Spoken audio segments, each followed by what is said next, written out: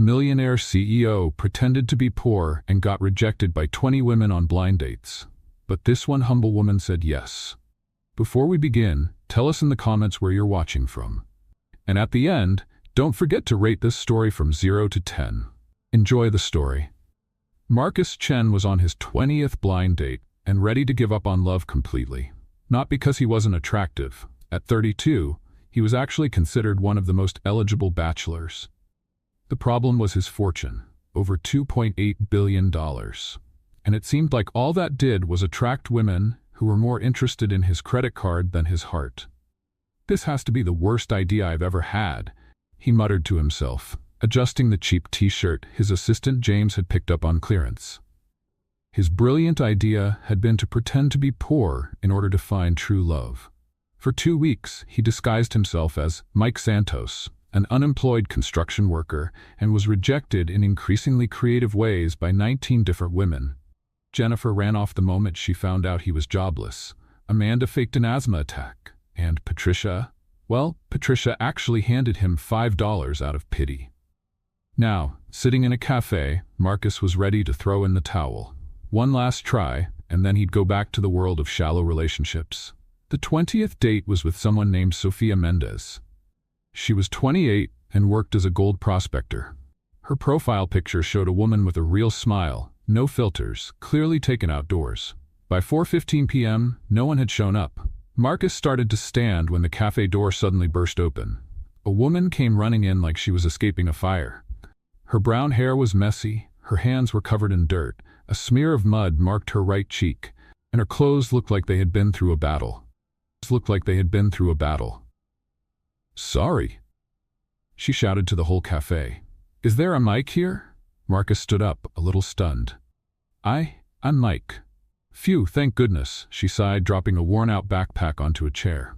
"Sofia Mendez, nice to meet you. Sorry I'm late, and for the way I look. We had a little, cave-in at the site." "Cave-in?" Marcus asked, concerned. "Nothing serious." She waved it off, sending a bit more dirt flying. "Just a gallery wall that decided to collapse right when I was leaving. Good thing I'm short. I crawled right under it."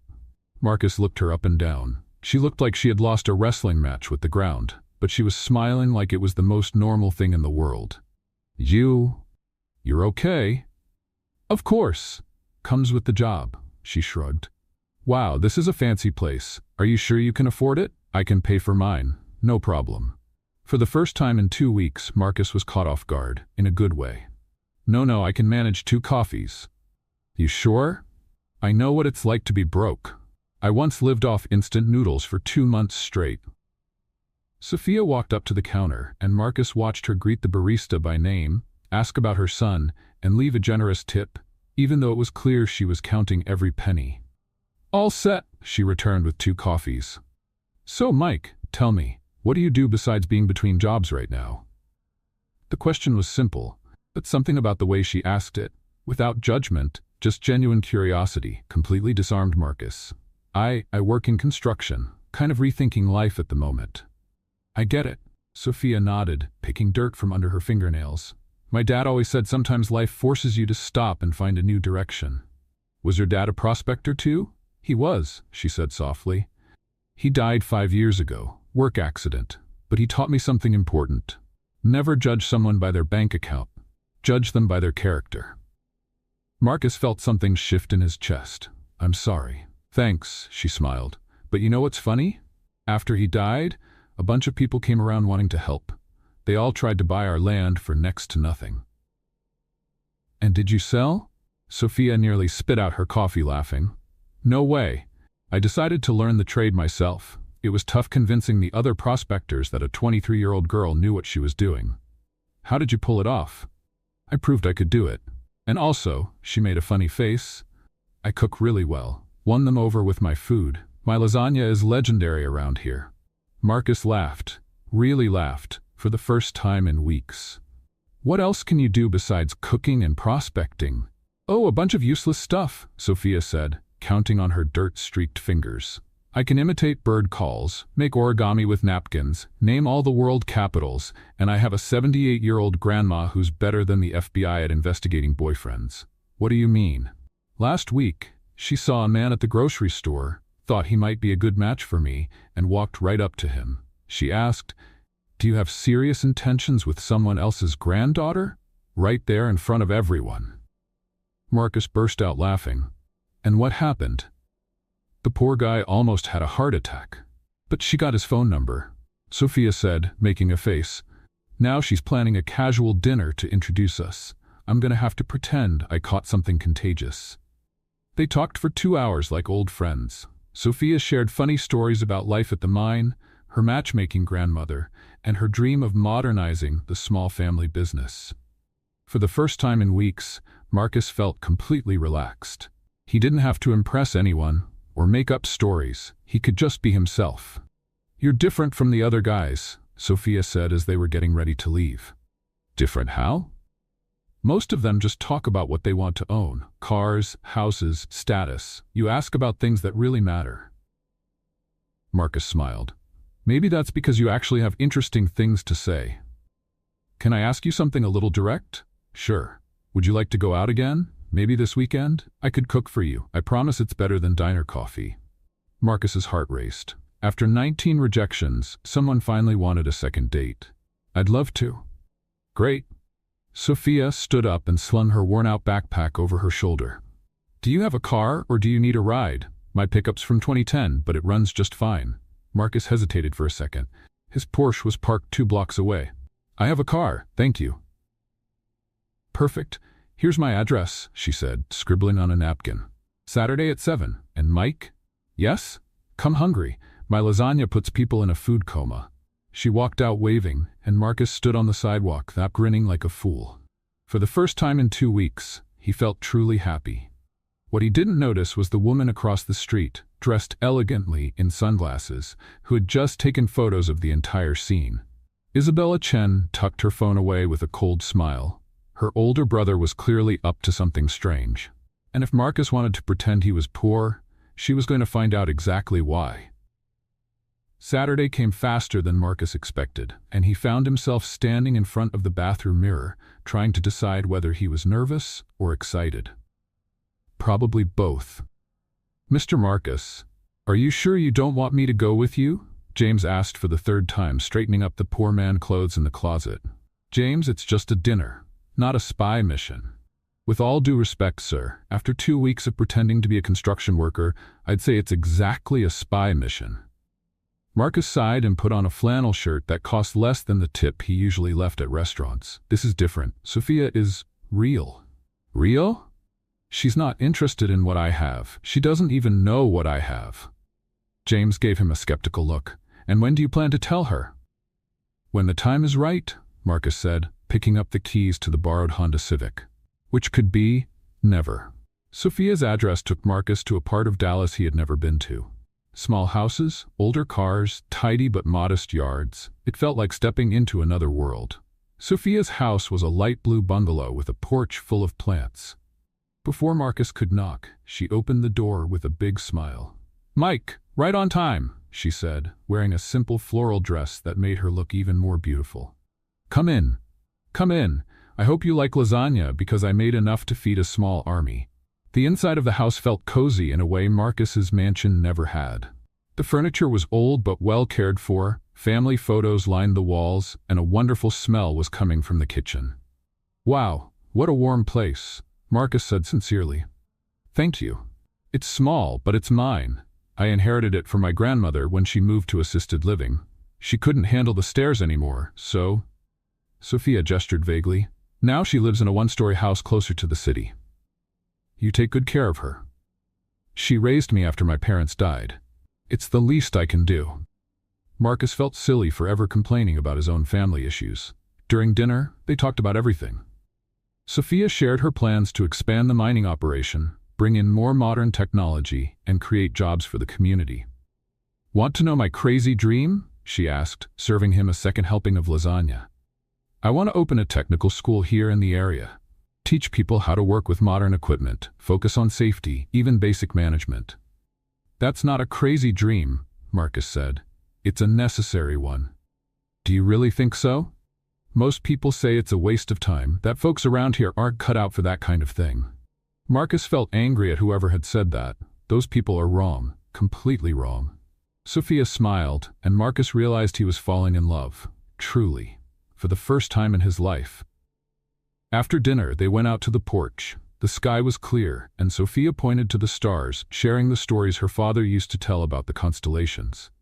"My dad used to say stars are like people," she said. "Some shine brighter, some are quieter, but they're all important to make the sky whole." He sounds like a wise man. He was. Also stubborn as a mule and sang in the shower so loud the neighbors could hear, she laughed. But he was the best man I ever knew. Marcus was about to say something romantic when his phone rang. He glanced at the screen. It was his driver. "Sorry, I need to take this. It's my boss." "No problem, I'll get more tea." Marcus answered in a low voice. "Carlos? What is it?" "Sir, the meeting for tomorrow has been moved to tonight. The Japanese investors are only available now." "What meeting?" Marcus asked, confused. "The expansion project into Asia. $50 million, sir." Marcus looked through the window and saw Sophia in the kitchen, humming as she poured the tea. 50 million felt a lot less important at that moment. "Cancel it, or move it to Monday." "Sir? You heard me. I'm busy." When Sophia came back with the tea, Marcus was putting his phone away. "Everything okay with your boss?" "All good, he's on his own tonight." They stayed on the porch talking and laughing until almost midnight. When Marcus finally said he had to go, Sophia walked him to the gate. "Thanks for the most fun weekend I've had in a long time," she said. "Thank you for being you." They looked at each other for a moment, and Marcus leaned in to kiss her cheek. At the last second, Sophia turned, and the kiss landed on the corner of her mouth. "Oops," she laughed, blushing. "Oops," Marcus echoed with a smile. He was walking to his car when he heard Sophia call out, "Mike! Wait!" Marcus turned to see Sophia running toward him barefoot. "I forgot to give you my cell number." She pulled a pen from her bag and wrote the number on his palm. "There. Now you have no excuse not to call." Marcus smiled and got into the Honda Civic, waving through the window as he drove away. 3 blocks later, he stopped at a gas station to switch cars. Carlos was waiting with the Porsche. "How was the date, sir?" "Perfect," Marcus said as he quickly changed clothes. "Absolutely perfect." He was putting away the flannel shirt when he saw a red pickup pass by. Marcus looked again and recognized Sophia behind the wheel. Panic. Sophia had stopped at the light and was looking straight at him, getting out of a shiny new Porsche, wearing a suit that probably cost more than her yearly salary. Marcus waved awkwardly. Sophia kept staring for a few seconds. Then the light turned green, and she drove off. His phone rang immediately. "Hi, Mike. It's Sophia. What a coincidence running into you just now." "Hi. What a coincidence. Listen, I don't mean to pry, but was that you getting out of a Porsche just now?" Marcus panicked and blurted out the first thing that came to mind. "Oh yeah, it belongs to my boss. I'm, his personal driver sometimes. You know, just to make some extra cash." "I see," Sophia said, though her tone had changed slightly. "And is your boss a nice guy?" "He's a complicated man. Very full of himself, you know? Rich, arrogant, thinks he's better than everyone." "Wow, that must be tough to work for someone like that." "It's not fun," Marcus admitted, hating every word, "but the pay helps." "Of course, we'll talk to you soon. It was nice hearing from you again." "You too." Marcus hung up and rested his forehead on the steering wheel. "Problem, sir?" Carlos asked. "Carlos, I just called myself a stuck-up jerk to the woman I'm in love with." "Interesting strategy, sir." "It's not a strategy, it's desperation." Marcus drove home wondering how he was going to explain that lie. But one thing he knew for sure. He couldn't lose Sophia. She was the best thing that had happened to him in years. The following Monday, Sophia called with a proposal that made him both excited and terrified. "Mike, how about seeing where I work? Don't worry, I won't make you carry any rocks, but I think it'd be nice for you to see my world." Marcus agreed right away, without thinking about the consequences. 2 hours later, he was driving the Honda Civic down a dirt road that seemed to go on forever, following Sophia's directions over the phone. "When you see a sign that says private property, no trespassing, you've arrived," she had said, laughing. The Mendes family's mining site was very different from what Marcus had imagined. It wasn't a huge operation like the ones his company usually funded, but it was organized, clean, and clearly run with care. Sophia greeted him wearing a yellow helmet and rubber boots, looking completely in her element. "Welcome to my office," she said, motioning to the excavation sites around them. "It's not very glamorous, but it pays the bills." Marcus looked around, genuinely fascinated.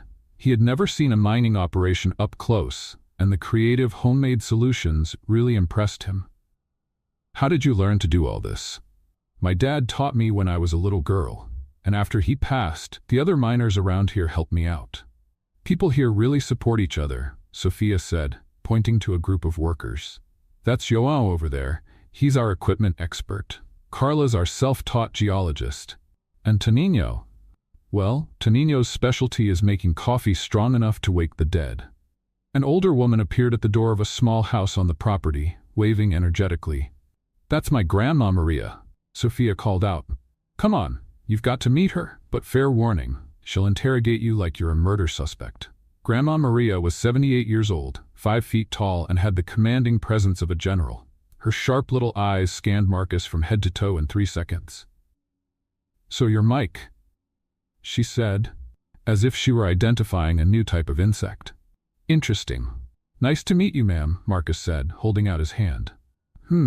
She shook it, frowning. "Your hands are too soft for a construction worker." Marcus swallowed hard.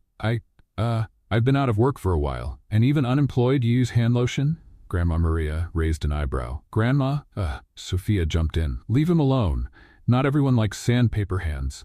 "I'm just making an observation, dear," Grandma Maria replied, but her eyes stayed fixed on Marcus. "He's not ordinary." "Not ordinary how?" Sophia asked, still figuring that out. Sophia took Marcus on a full tour of the site, explaining every part of the process with contagious energy.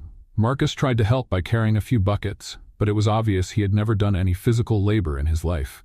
"Mike, you're holding that like it's about to explode." Sophia laughed, watching him struggle with a bucket of water. "Sorry, I'm not used to this." "What kind of construction work did you say you did?" João asked, appearing out of nowhere. Administrative. More paperwork than actual labor." "Got it," João said, clearly not buying it. In the span of 20 minutes, Marcus managed to drop 3 buckets, trip over a hose, and nearly fall into a hole. Sophia found it hilarious. "You are officially the least coordinated person I've ever met," she said, helping him up after his 4th stumble. "Sorry, I'm a little out of shape." "Out of shape? Mike, it looks like you've never even seen dirt before." At lunchtime, Sophia brought him to a wooden table under a tree where Grandma Maria had made sandwiches for everyone. "Sit here," Sophia said, pulling out a chair. "I want to show you something." She took a box of old photos from her bag and handled them carefully. "These are pictures of my dad working here. He started from scratch, you know. My grandparents were really poor, and he swore he'd give his family a better life." Marcus looked at the photos of a man who clearly loved what he did, smiling even when covered in dirt. "He looks like he was really happy." He was. Even on the hard days, he said he'd rather be in charge of his own future than work for someone who didn't respect his dignity, Sophia said, pointing to a photo of her dad teaching her how to use a machine. "He always told me, Sophia, money you earn, but respect, you earn that with who you are." Marcus felt a lump in his throat. He was right. "That's why I'll never sell this place, no matter how many offers come in or how much money they offer. This is his legacy." Marcus was about to respond when a government car pulled up to the edge of the mining site. A well-dressed woman in a fancy suit and dark sunglasses stepped out, holding a clipboard. "Excuse me," she called. "I'm from the Regional Social Services Department. I need to do a routine inspection." Sophia frowned. "That's strange. We've never had an inspection before." The woman walked closer, and Marcus almost choked on his sandwich. It was Isabella, his sister. "I'm the social worker." Maria da Silva," Isabella said, clearly nervous. "I need to check the working conditions and other things." Sophia stood up, suspicious. "What kind of other things?" "Well, checking if there are any irregularities or suspicious people working here." Isabella looked directly at Marcus, who started to sweat. "And you are?" Sophia asked Isabella. "I'm Maria, I told you, Maria da Santos." "Maria da Silva Santos?" Sophia repeated, skeptical. "It's a compound name, very compound." Marcus realized he had to do something before Isabella messed everything up. Actually, he said, standing up, she's my cousin. Your cousin? Sophia and Isabella said at the same time. Yeah, my cousin Maria, on my mother's side. Very complicated family. Complicated how? Sophia asked. Marcus panicked and started making things up. Well, my aunt married a guy named Silva, then got divorced and married a Santos, but kept both last names. And Maria here has always been a little odd. Odd? Isabella hissed. In a good way, Marcus added quickly. She always wanted to be a social worker. Since she was little, she used to pretend she was inspecting her dollhouse. Sophia looked from Marcus to Isabella, clearly confused. And why do you two look alike? Genetics, Marcus and Isabella said together. Strong genetics, Marcus added. Very similar family. Grandma Maria, who had been watching the whole thing in silence, stood up and said dryly, Strange family, this one. Isabella stuck around for another 10 minutes, trying to keep up the act, but she was clearly out of her element. She finally made up an excuse about needing to inspect other places and left. Your cousin is interesting, Sophia said once Isabella was gone. Yeah, she's always been kind of different. And since when do social workers do inspections wearing designer high heels? Marcus looked at Sophia, who was smiling in a way that showed she knew something wasn't right. Yeah, she's always been a little too into appearances. Mike, Sophia said, stepping closer to him, do you want to tell me what's really going on? Marcus looked into her eyes and almost told her everything. Almost. Nothing's going on, just a crazy family being, well, crazy. Sophia studied him for a few seconds, then nodded. Okay, but just know, when you're ready to tell the truth, I'll be here. Marcus smiled, feeling even worse for lying to her. But one thing was clear. Isabella had found out where he was, and that could only mean trouble.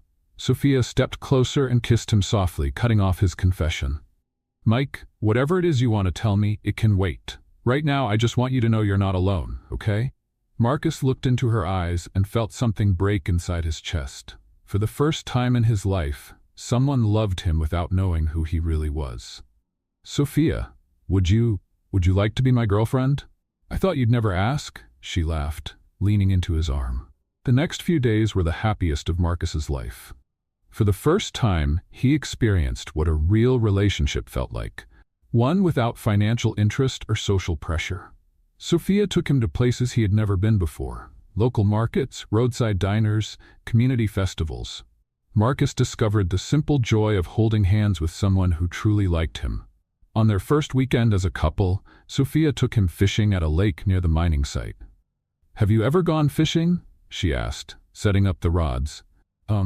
Not exactly, Marcus lied. He had gone fishing a few times on the family yacht, but that didn't count. It's relaxing. My dad used to bring me here when I was little. They spent the whole afternoon without catching a single fish, but Marcus didn't care. He was too busy watching Sophia tell stories, laugh at her own jokes, and make sarcastic remarks about his complete lack of skill with a fishing rod. Mike, you're holding that like it's a poisonous snake, she laughed when he almost got tangled in his own hook. Sorry, still learning. That's okay. It's fun watching you try. In their second week of dating, Sophia taught him how to make lasagna from scratch. The secret is making the dough by hand, she said, both of them covered in flour in her kitchen. You have to feel the texture. Marcus, who had eaten in 5-star restaurants all over the world, had never had so much fun cooking, mostly because Sophia thought it was hilarious to watch him struggle with basic ingredients.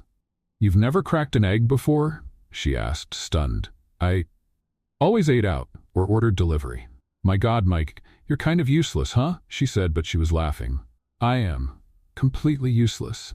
Lucky for you, I like useless guys.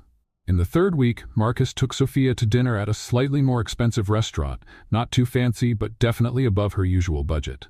Mike, are you sure you can afford this? She whispered, looking at the menu. I got a temp job, he lied. Installing security systems. It pays well. That's great, Sophia smiled. But next time, let's go to Joao's place. The food's better and costs a third of this. During dinner, she talked about her plans to expand the mining site, the trade school she wanted to build, and how she wanted to improve life for the whole community. You know what impresses me most about you? Marcus asked. What? You don't dream small. Most people want more money for themselves. You want more money to help everyone else. That's because I know what it's like to need help and not have it, Sophia said simply. When my dad died, if it weren't for the community, I wouldn't have made it. Now it's my turn to give back. Marcus fell even more in love with her. In the 4th week, they went to a country music festival in the next town. Sophia wore a simple floral dress and cowboy boots, and Marcus thought she'd never looked more beautiful. "Do you know how to dance country?" she asked when the band started playing. "No idea," Marcus admitted. "Come on, I'll teach you." They danced for hours, Marcus stepping on Sophia's feet more times than he could count, but she laughed at every misstep. "You're getting better," she lied shamelessly when he managed 3 steps without stumbling. "You're a terrible liar," Marcus laughed. "I am, but you're trying, and that's what matters." During a slower song, Sophia rested her head on Marcus's shoulder. "Mike? Yes? I love you." Marcus stopped dancing for a moment and looked at her. "I love you too," he said. And for the first time, he truly meant it. They kissed in the middle of the dance floor while the music played and people danced all around them. Marcus had never been happier in his life. Meanwhile, across town, Isabella was in the office of a private investigator who had clearly seen better days. "So, Mrs. Chen, what exactly do you want me to look into?" asked Rodrigo Carvalho, a man in his 50s with a questionable mustache and a drawer full of empty beer cans. "My brother's acting very strange, pretending to be poor, dating some minor girl." "Aha!" Rodrigo wrote something down. "Classic midlife crisis." "It's not a midlife crisis. He's the CEO of Chen Industries. He can't go around pretending to be someone else." "Got it. You want me to follow him?" "I want you to find out everything about this Sofia Mendez, and I want detailed reports about where my brother goes, what he does, and who he talks to." "That'll cost $3,000 a week." "I don't care about the price." A week later, Isabella received Rodrigo's first report.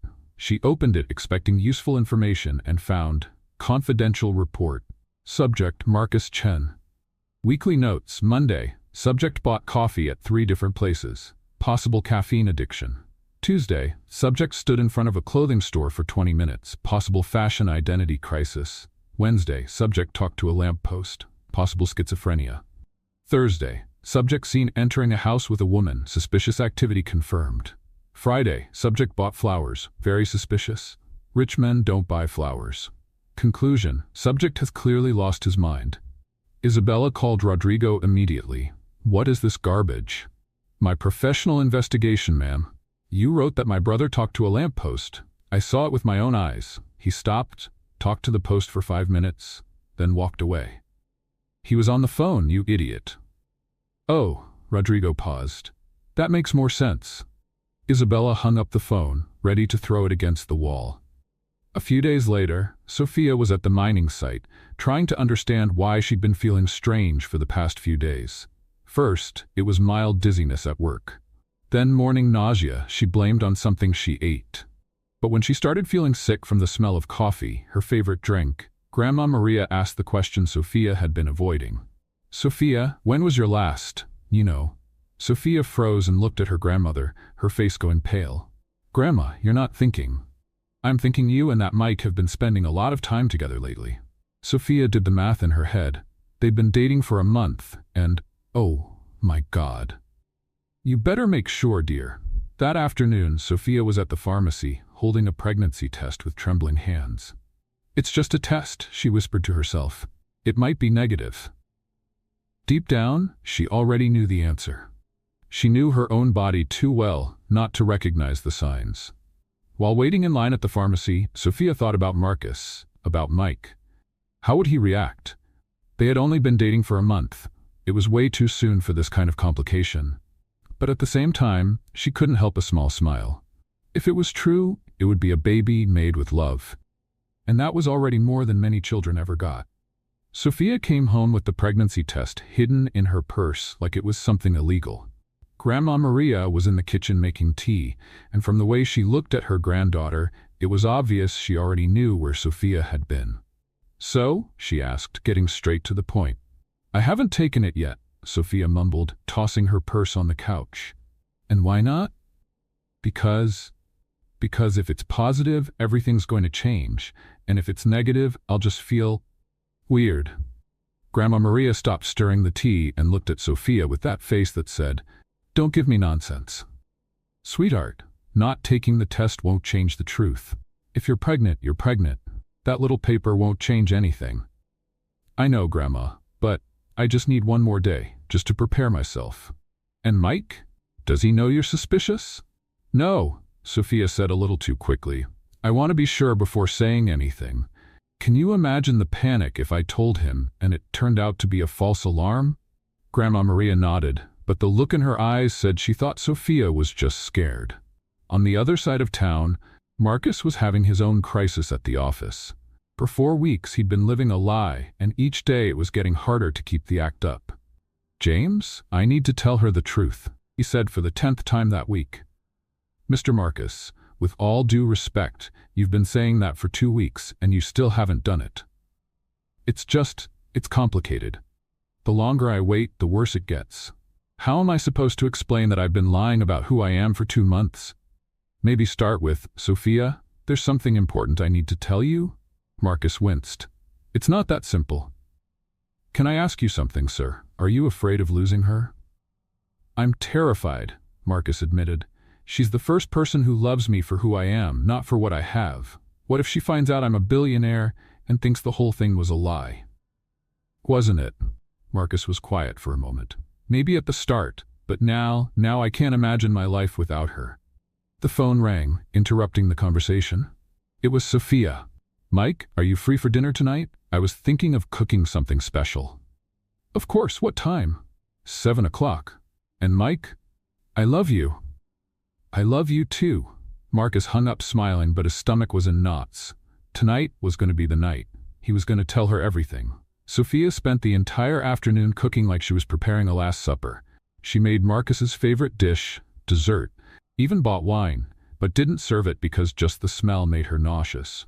Right at 7, Marcus arrived with flowers and that smile that always melted her heart. "Wow, something smells amazing," he said, kissing her. "What are we celebrating?" "Nothing really. I just wanted to do something special for you," Sophia lied. In truth, she wanted one perfect night before possibly turning everything upside down. During dinner, both of them were clearly nervous. Marcus was trying to find the courage to confess, while Sophia was struggling with waves of nausea that kept coming and going. "Sophia, there's something I need to tell you," Marcus finally said. "I also have something to tell you," she replied at the same time. They both laughed nervously. "You go first," Marcus said. "No, you go. Yours sounds more serious." Marcus took a deep breath. "Sophia, do you remember when we met and I told you I was—" "Mike, are you okay?" Sophia interrupted, noticing he was sweating. "I'm fine, why? You look kind of pale." Sophia stood to get some water, and suddenly the room began to spin. The last thing she saw was Marcus's terrified face before everything went dark. "Sophia!" Marcus shouted, dropping to the floor to catch her. "Sophia, wake up! Please wake up!" With shaking hands, he grabbed his phone and called emergency services. "Hello? I need an ambulance. My girlfriend passed out and she's not waking up." 10 minutes that felt like 10 hours later, the ambulance arrived. Marcus climbed in with her, holding her hand the entire ride. "Is she going to be okay?" he asked the paramedics every 30 seconds. "Sir, you need to stay calm. We'll get to the hospital and find out what's going on." At the hospital, Marcus paced the waiting room like a caged lion. When the doctor finally came out, he practically jumped on him. "How is she? What happened? Is she going to be okay?" "Calm down, sir." The doctor looked at his chart. "Mr. Santos?" Yes. How's Sophia?" "She's doing well. It was just a fainting spell caused by, well, congratulations. You're going to be parents." Marcus stood there in silence for a full 10 seconds. "What do you mean, parents?" "Your girlfriend is pregnant, around 6 weeks along. Fainting is common, especially if she hasn't been eating properly or is under stress." "Pregnant," Marcus repeated, like he was hearing a new word for the first time. "Can I see her?" "Of course. Room 304. She's awake and waiting for you." Marcus rushed up the stairs, his heart pounding so fast he thought he might pass out himself. When he entered the room, Sophia was sitting up in bed, pale but smiling nervously. "Hi," she said softly. "Hi," he replied, walking slowly toward her. "How are you feeling?" "Pregnant, apparently," she said with a shaky laugh. "Surprise!" Marcus sat on the edge of the bed and took her hand. Sophia, are you upset? She asked quickly. Because I'd understand if you are. We've only been together a month and… Upset? Marcus cut her off. Sophia, I'm happy. Terrified, but happy. Really, I love you. And now, I'm going to love our baby too. Sophia started to cry, and Marcus pulled her into a hug, his heart pounding with a mix of love and fear. Mike, I was so scared to tell you. You never have to be scared to tell me anything, Marcus said, gently stroking her hair, ever. This should have been the moment he told her the truth. But looking at Sophia, pregnant and vulnerable in his arms, Marcus just couldn't. Not now. Across town, Isabella was in Rodrigo's office, finally getting some useful information. I found something interesting about your brother, Rodrigo said, laying out some photos. He's definitely dating the gold digger. And more than that, I found out he's using fake documents. What do you mean? The name Mike Santos doesn't exist. It's a completely made-up identity. Isabella gave a cold smile. Go on. There's more. I got access to his bank records. Over the last 2 months, he's spent less than $2,000. For someone who usually drops that in a night, that's very suspicious. So he really is pretending to be poor. Exactly. And from the way she looks at him in these photos, the gold digger has no idea who he really is. Isabella stood up, satisfied. Thank you, Rodrigo. You've done your part. The next morning, Isabella was waiting in Marcus's office when he walked in, still wearing rumpled clothes from the hospital. Isabella, what are you doing here? Waiting for my big brother to explain why he's pretending to be someone else. Marcus froze. I don't know what you're talking about. Mike Santos? Seriously, Marcus? That's the best fake name you could come up with? Isabella, don't lie to me. I know everything. The disguise, the gold digger, the whole act. Marcus sank into a chair. How did you find out? That doesn't matter. What matters is that you stop this nonsense right now. I'm not going to. Yes, you are. Because if you don't, I'll tell her who you really are. You wouldn't do that. Isabella gave him a cold smile. Try me. You have 48 hours to break up with her and come back to reality, or I'll tell her everything. Isabella, you don't understand. I love her. You love the idea of her. But her? She's in love with a man who doesn't exist. That's not true, isn't it? Then tell her who you really are. Call her right now and say you're a billionaire. Let's see how long this true love lasts. Marcus stayed silent, because deep down he knew Isabella had a point. Sophia had fallen for Mike Santos, not Marcus Chen. You have 48 hours, Marcus. Choose the family business or a fantasy that's going to end sooner or later. Isabella walked out, leaving Marcus alone with the hardest decision of his life. And now, there was a baby involved. Isabella didn't waste any time. Within 24 hours, she had set in motion the cruelest plan she'd ever made. Using media contacts and digital editing experts, she created fake evidence that looked completely real. Photos of Marcus at social events were edited to show a classy blonde woman at his side. Fake legal documents showing an official engagement between Marcus Chen and Victoria Hamilton, the daughter of an oil tycoon. Even made-up gossip articles about the wedding of the year scheduled for 6 months from now. Everything perfectly edited. Completely believable. Totally fake. By Wednesday morning, Lucy, Isabella's assistant, showed up at the mining site dressed as a journalist, carrying a camera and a folder full of evidence. Sophia Mendez, she said, walking up. I'm Julia Rodriguez from Social Dallas magazine. I need to speak with you about Marcus Chen. Sophia, who was organizing some equipment, looked confused. I don't know any Marcus Chen. Of course you do, Lucy said with a cold smile. You know him as Mike Santos. Sophia's blood ran cold. I have some information you might want to know about the man you're dating.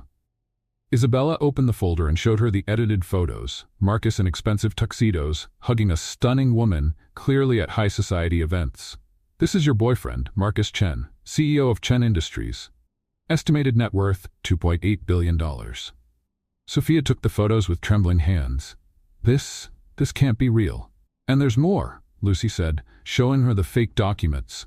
He's been engaged for 2 years. The wedding is set for December. You're lying, Sophia said, though her voice lacked conviction. Why would I lie? Look at the photos. That's him, isn't it? Sophia looked again. It was Marcus, no doubt about it, but not the Marcus she knew. This was a man from a completely different world, living a completely different life. He told me he was an unemployed construction worker. Looks like he lied. The question is, what else did he lie about? 2 hours later, Sophia stood at Marcus's door, holding the photos, her chest tight with a mix of anger and heartbreak. When he opened the door, smiling like he always did when he saw her, she exploded. "Who is Victoria Hamilton?" Marcus's smile vanished instantly. "Sophia, I can explain." "Explain?" she yelled, throwing the photos in his face. "You want to explain why you've been engaged to another woman for 2 years?" Marcus looked at the photos, confused. "Sophia, this isn't what? Isn't you? Because it's clearly you in those pictures." "It is, but—" "You lied to me."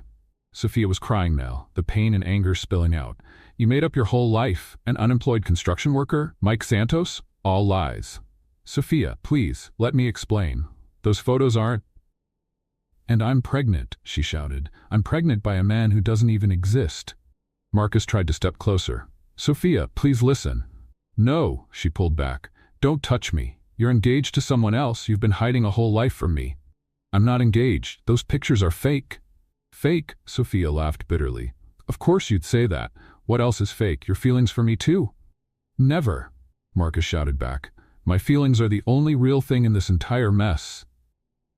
"How am I supposed to believe anything you say? You lied about everything." Sophia started walking toward her truck, Marcus following her. "Sophia, please, let me explain. Those photos were edited. I never—" "Enough, Marcus." She stopped and looked at him, tears in her eyes. "Or Mike, or whatever your real name is. I can't take any more lies. My name is Marcus, and I'm the same man you love." "You think so?" Sophia gave a sad laugh. "Because the man I love never existed. It was all something you made up." She got in the truck and Marcus knocked on the window. "Sophia, please, think about our baby." Sophia lowered the window just a bit. "Our baby will grow up knowing the truth, unlike his mother, who was foolish enough to believe in fairy tales." She drove away, leaving Marcus standing alone on the street, heartbroken. Isabella had watched everything from a distance, smiling with satisfaction. When Marcus returned home, she was waiting in the living room. "Looks like you won't need the full 48 hours, she said calmly. "You did this?" Marcus shouted. "You planted those fake photos.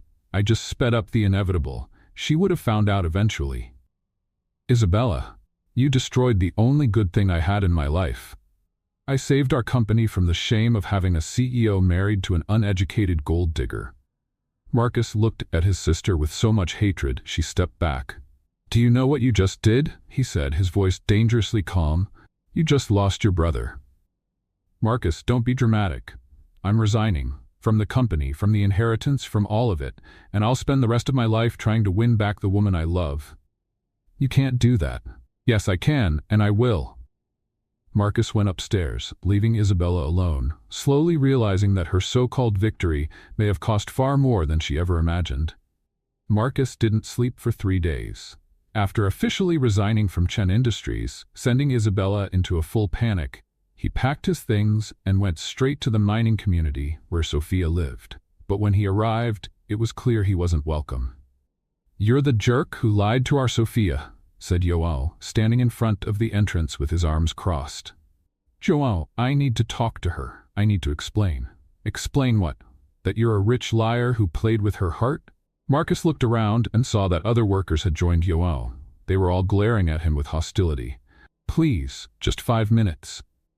"You're not welcome here," said Carla, the geologist. "Sophia cried for 2 days straight because of you." "She told you everything?" "She said the man she loved didn't even exist. That it was all a lie. That she's pregnant with a ghost." Marcus felt like a knife had been driven through his chest. "Where is she?" "Working. Even though she's pregnant and heartbroken, she's working. Unlike some spoiled rich boys, she has responsibilities." Marcus managed to get around the group and found Sophia in a more remote area of the mining site, operating a sediment sifting machine. Even from a distance, he could see she looked thinner, pale, but working with the same determination as always.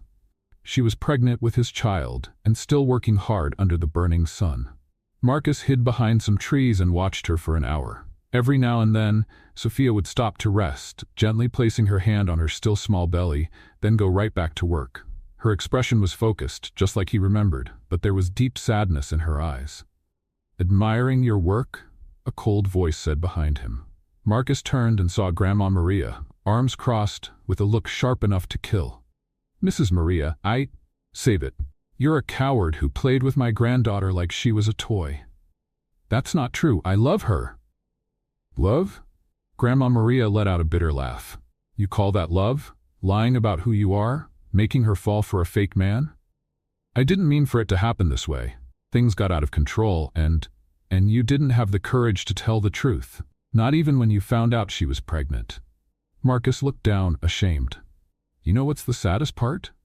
Grandma Maria continued. "She really loved you, the Mike Santos you made up. She loved a man who was honest, hardworking, and respectful. That man was never real." "I can be that man. I gave up the company, left my whole life behind.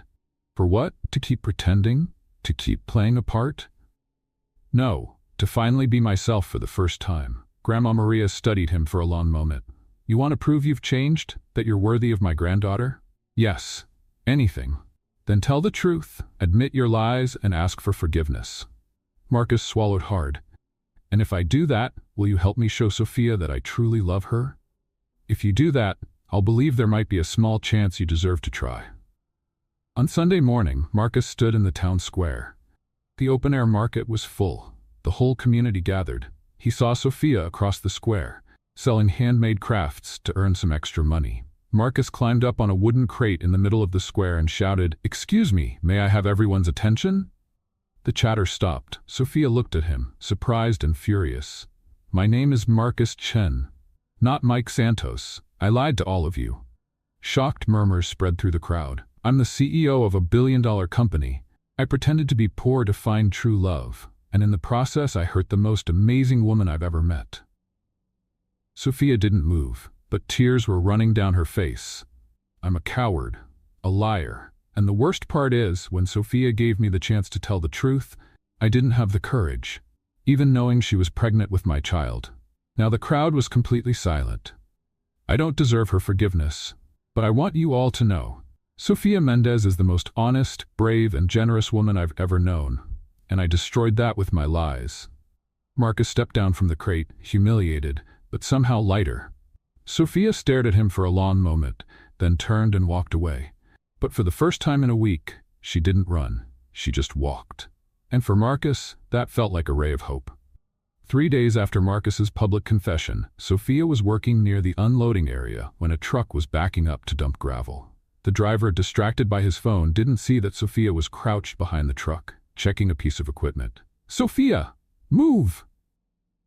João shouted when he saw the truck still backing up. Sophia looked up and saw the rear bumper just feet away. For a second, she froze. The driver couldn't see her in the mirrors.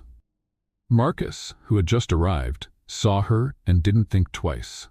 He ran straight toward Sophia and dove, pushing her out of the way with force. They rolled together on the ground, Marcus instinctively shielding her with his body. The truck passed within inches of where they had been just seconds before. "Stop the truck!" several workers shouted. The driver finally slammed the brakes and jumped out, panicked. "My God, I didn't see her. I didn't see anyone." Marcus got up quickly, checking Sophia. "Are you hurt?" Sophia was in shock, breathing heavily. I don't think so." "Marcus, is the baby okay?" he asked, helping her sit up. "I think so," she said, placing her hand on her belly. "You saved me." Marcus had scraped his arm and leg on the gravel, but he didn't care. "Are you sure you're all right? Let's go to the hospital, just to be safe." "No need. Sophia, please, for the baby," she nodded, still shaken. At the hospital, after the exams, the doctor confirmed that both Sophia and the baby were fine. "Just a scare, no damage." "You were lucky," the doctor said, "but it's a good idea to stay for observation a few hours, just to be sure." When they were alone in the room, Sophia looked at Marcus, curious why he was there. "Why were you at the mining site?" "I was hoping for a chance to talk to you." "Marcus, I know you asked me to leave, but I couldn't. I couldn't walk away knowing you're pregnant and maybe never see you again." Sophia sighed. "Marcus, I need to ask you something, and I want the full truth this time. Anything. Why did you really pretend to be poor? And don't give me some rehearsed answer. I want to know what was really going through your mind." Marcus sat in the chair next to the bed. Because I felt like a ghost in my own life. What do you mean? Sophia, have you ever thought about what it's like to never know if people truly liked you? Since I was a kid, I only saw interest in people's eyes when they found out my last name. Friends who used me to impress their parents, girlfriends who changed completely when they saw my house. And you thought it would be the same with me? I was afraid it would be. Because you are too perfect to be true. A beautiful woman, smart, with character, who cares about people. I thought, if she finds out I'm a billionaire, she'll start acting different, like all the others. Sophia studied him. And when did you realize you were wrong? The moment you offered your savings when you thought I was in trouble. No woman in my life ever cared if I had enough money for anything. You worried if I could even pay for a coffee. And yet you kept lying. Because I panicked. How was I going to explain 2 months of lies? How was I going to say, "Hi, Sophia, I'm actually a billionaire," and pretended to be poor to test you? It sounded horrible even in my head. Sophia was quiet for a few minutes. Marcus, you made me fall in love with someone who doesn't exist. That's not true, he said firmly. The man who danced with you, who tried to help at the mining site and was a disaster, who laughed at your stories, who loves you more than life itself. That man exists. That's me. But you lied about everything else. I lied about money and my name. I didn't lie about my feelings. Every "I love you" was real. Every happy moment with you was real. Sophia looked at him with teary eyes. How will I trust you again? How will I know you're not lying about other things? Because from now on, you'll know everything about me. Bank accounts, properties, family, past, everything. No secrets. And what if I decide I don't want to try again? Marcus felt his chest tighten. Then I'll respect that. But Sophia, our child deserves a father who is present. Even if you don't want me as a husband, let me be a dad. Sophia rested her head on the pillow, emotionally exhausted. I need time to process all of this. How much time do you need? I don't know. It could be weeks. It could be months. Maybe I'll never fully forgive. Marcus nodded, trying to hide his pain. I'll wait as long as it takes. And what if I decide I want you to stay away? Then I'll respect your choice. But I'll always be here for you and our child if you ever change your mind. Sophia looked at him for a long moment. Why did you risk getting hurt to save me today, after everything that happened? Because I love you, Marcus said simply. And because I'd rather die than see anything happen to you or our baby. Even knowing I might never forgive you? Even so, my love for you doesn't depend on you loving me back. Sophia closed her eyes, tears quietly falling. Marcus, I need you to leave now. I need to be alone to think. Marcus stood and walked toward the door. Sophia? Yes? Thank you for giving me the chance to tell the truth, and I'm sorry for everything. I know, she whispered. I'm sorry too for both of us. Marcus left the room with a broken heart, but knowing he had finally been completely honest with the woman he loved. 2 weeks after the accident, Marcus made the most radical decision of his life. He met with his lawyers and, against all advice, signed papers that changed everything. Mr. Chen, are you sure about this? Asked Dr. Harrison, his lawyer for 15 years. Once you sign, there's no turning back. I'm absolutely sure, Marcus said, initialing the last page. I want 80% of my fortune to go to a fund for underprivileged communities, focusing especially on technical education and rural development. And the other 20%? That stays in a separate account for my son's upbringing. Sophia will manage it until he turns 18. And your sister? She won't accept this quietly. Marcus sighed. Isabella has already shown what she's capable of. I'm ready for the consequences. The news exploded across Dallas business media. Billionaire heir gives up fortune. Marcus Chen donates billions to charity. CEO abandons family empire. Isabella saw the news in the Chen Industries office and exploded with anger. He's completely lost it, she shouted at the company lawyers. I have to stop him before he destroys everything our family built. Mrs. Chen, technically he has the legal right to do this. He's not mentally fit. Isabella interrupted. File a lawsuit questioning his mental sanity. No one in their right mind donates billions to a minor. Dr. Peterson, the company's senior lawyer, hesitated. Isabella, this is risky. If we lose, we won't lose. Gather evidence. Erratic behavior. lies, pretending to be someone else for months. Any judge will see he wasn't in a condition to make financial decisions. Sophia heard the news on the television. She was in her grandmother Maria's kitchen drinking tea when the local news started talking about Marcus. In a surprising decision, businessman Marcus Chen announced today he is donating most of his fortune to social projects focused on education and rural development. The reporter said as they showed footage of Marcus leaving the law office. Sophia almost dropped her cup. "Grandma, are you seeing this?" Grandma Maria moved closer to the TV. "That boy really went crazy in love with you." Chen said the fund will mainly be used to build technical schools in poor communities, exactly the kind of project his ex-girlfriend, Sofia Mendez, always dreamed of developing. The reporter continued. Sophia felt her chest tighten. Marcus was literally giving away his fortune to make her dreams come true. Sources close to the family reveal that Chen's sister, Isabella, is challenging the decision in court, claiming mental incompetence. "He's going to lose everything," Sophia whispered. "No," Grandma Maria said wisely. "He already lost what mattered most to him. Now he's trying to do something worthwhile." In the following days, the legal case became a media circus. Isabella presented evidence of Marcus's erratic behavior, lies about his identity, abandoning the company, irrational financial decisions. Marcus did not contest any of it. He showed up in court wearing simple clothes without expensive lawyers, defending himself.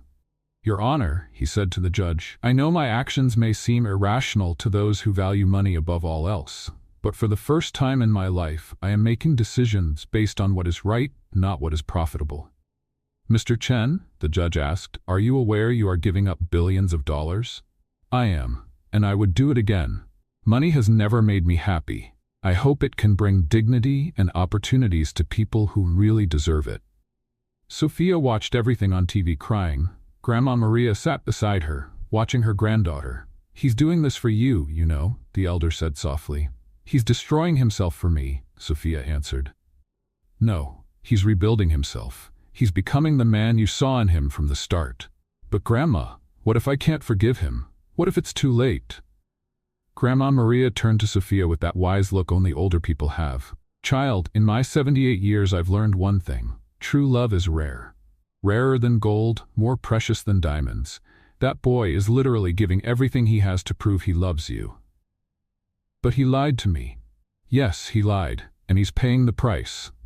But look at him now." Grandma Maria pointed at the TV. "He's risking everything, standing up to his own family, being humiliated in public. That's not the behavior of a liar. That's the behavior of a man in love trying to make things right." Sophia touched her belly, where the baby was growing. "What if he hurts our baby like he hurt me?" "Child, everyone makes mistakes. The question is, did he learn from his? Because from what I see, that man is not the same who lied to you. He has changed." Sophia looked at the television, where Marcus was leaving the courthouse under a shower of camera flashes and harsh questions. He looked tired, but determined. "What do you think I should do, Grandma?" "I think you should go talk to him. Not to forgive right away, but to see with your own eyes who he has become. That baby deserves to know his father. And you deserve an honest answer about whether you still love that man." Sophia sighed, knowing her grandmother was right. "What if it's too late? What if he gives up on me?" Grandma Maria smiled. "Dear, did you see that man on TV? He won't give up on you, not even if he lives 100 years. The question isn't if he still loves you. The question is if you still love him." Sophia closed her eyes, feeling the baby move inside her. Deep down, she already knew the answer. The question was if she had the courage to admit it. Sophia drove to Marcus's house 3 times before finally having the courage to ring the doorbell. She was 4 months pregnant, and her belly was starting to show under the simple dress she wore. Marcus opened the door and for a moment was silent, as if he couldn't believe she was there. "Sophia?" he said softly, as if afraid she might disappear. "Hi, Marcus. Can I come in? We need to talk." "Of course." He stepped back quickly, nervous. "Want some water? Tea? Something to eat?" "I'm fine." Sophia stepped inside and looked around. The mansion that used to intimidate her now seemed just like an empty, cold house. "I watched the trial on TV." "Oh," Marcus made a face. "That must have been awkward to watch." "Actually, it was brave." Sophia sat on the living room couch. You gave up everything. Not everything. I still have enough to live comfortably, and I set aside money for our son. Marcus, you didn't have to do that. Not because of me. I didn't do it for you. He sat down in the chair across from her, keeping a respectful distance. I did it for myself. For the first time in my life, I used my money for something that really matters. Sophia studied him. He looked different. Thinner, with dark circles under his eyes, but there was something in his eyes she hadn't seen before. Maybe peace? How are you? She asked. Better than I thought. It's strange, but I feel free. Without the weight of the company, expectations, money. For the first time, I can just be me. And who are you without all that? Marcus smiled sadly. I'm still figuring that out, but I hope to be someone worthy of being our baby's father. Sophia touched her belly without thinking. Marcus, I didn't come here to get back together. I know. I'm still hurt. I'm still scared to trust again. I understand. But, Sophia hesitated. But our son deserves to know his father, and you deserve a chance to be a father. Marcus's heart raced. What does that mean? It means we can try to be friends. For the baby. See how things go. Friends, Marcus repeated, as if testing the word. That's all I can offer right now. Then I accept, he said immediately. I accept anything you give me. They talked for 2 hours. Marcus shared his plans for the charity fund, how he wanted to be involved in the pregnancy, his fears about being a dad. Sophia spoke about the pregnancy, how the community reacted to his donation, her own fears. When Sophia stood to leave, Marcus walked her to the door. Sophia, can I ask you something? Of course. Do you think someday maybe we could try again? Sophia looked at him for a long moment. I don't know, Marcus. Honestly, I don't know. That's okay. Friends are a start. It is, she agreed. In the days that followed, Sophia couldn't stop thinking about one thing that bothered her. Even though Marcus had lied about who he was, something about those photos of the supposed engagement didn't make sense. She knew Marcus well enough to know he wouldn't hide a 2-year engagement. The more she thought about it, the more suspicious she became of Isabella. On Thursday, Sophia made an impulsive decision. She drove to the Chen Industries building, determined to confront Isabella and demand answers. I want to speak with Isabella Chen, she told the receptionist. Do you have an appointment? No, but it's about Marcus Chen. It's urgent. The receptionist hesitated, then said, 30th floor, last door on the right. Sophia took the elevator with her heart pounding. When she reached the floor, she heard voices coming from Isabella's office. The door was slightly open. Are you sure you destroyed all the evidence? Isabella's voice. Yes, Mrs. Chen. All emails were deleted, receipts discarded, a man's voice answered. Sophia hid next to the door, listening. And the original photos? Isabella asked. All of them are here in this folder. No edits, just like you asked. If anyone compares these with the ones shown to the prospector, they'll see the difference right away. Perfect. We're going to burn everything. There can't be any proof left that we forged those images. Sophia felt a chill run down her spine. They were talking about evidence of lies. And the detective? The man asked. Rodrigo has already been paid to stay quiet. And the woman we hired to pretend to be Victoria Hamilton in the photos, too. Do you think Marcus might find out anything? Not if we destroy everything today. No proof means it's his word against mine. Sophia heard footsteps coming closer to the door. She quickly hid behind a column in the hallway. Isabella came out with a man in a suit, carrying a brown folder. They headed to the elevators, speaking quietly. Sophia waited until they disappeared, then went inside Isabella's office. The room was messy, with papers scattered over the desk. She quickly searched for something she could use as evidence. That's when she saw it. On the desk, a second brown folder, identical to the one Isabella had taken. Inside were photos. Marcus alone at social events, no women beside him. At the edges of the photos, Sophia could see marks where other people had been digitally added. There were also payment receipts for a graphic editor, printed emails between Isabella and someone named Victoria H. Fake, and even a contract with the detective Rodrigo for investigative services and creating fake evidence. My God, Sophia whispered, flipping through the documents. She forged everything. Sophia grabbed the entire folder and quickly left the office. In the elevator, her hands trembled, holding the proof of Isabella's lies. An hour later, Sophia was at Marcus's house, spreading the documents on the living room table. She forged everything, Sophia said, showing the original photos. The engagement, Victoria Hamilton, it was all made up to separate us. Marcus looked at the evidence, a mix of anger and relief on his face. Marcus, this changes everything.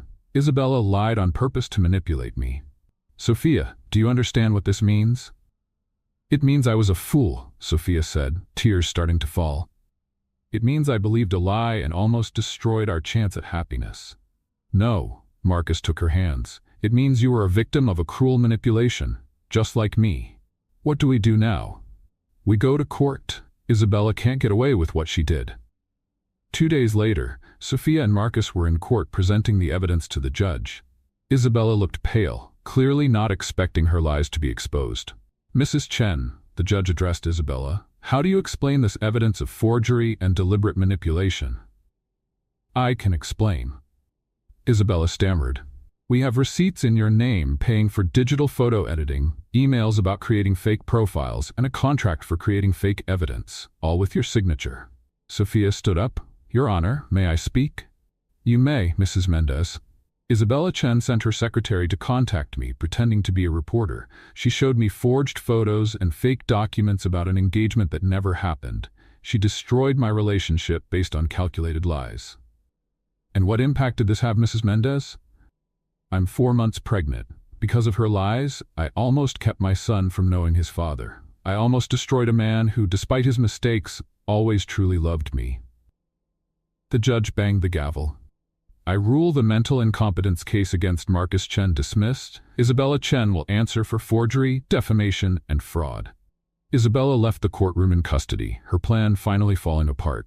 Outside, Sophia and Marcus walked silently. Thank you, Marcus said, for finding the truth, for standing up for me. Sophia stopped and looked at him.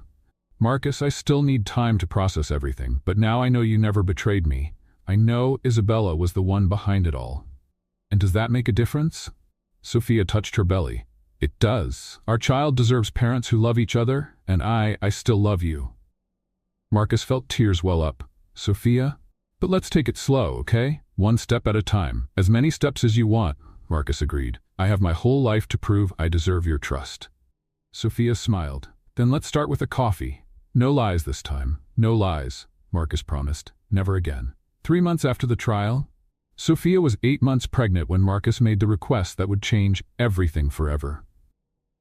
They were on Sophia's porch, watching the sunset. Marcus had become part of her routine, taking her to medical appointments, helping with the prospecting when she allowed it, and slowly earning back her trust. Sophia, Marcus said, turning to her.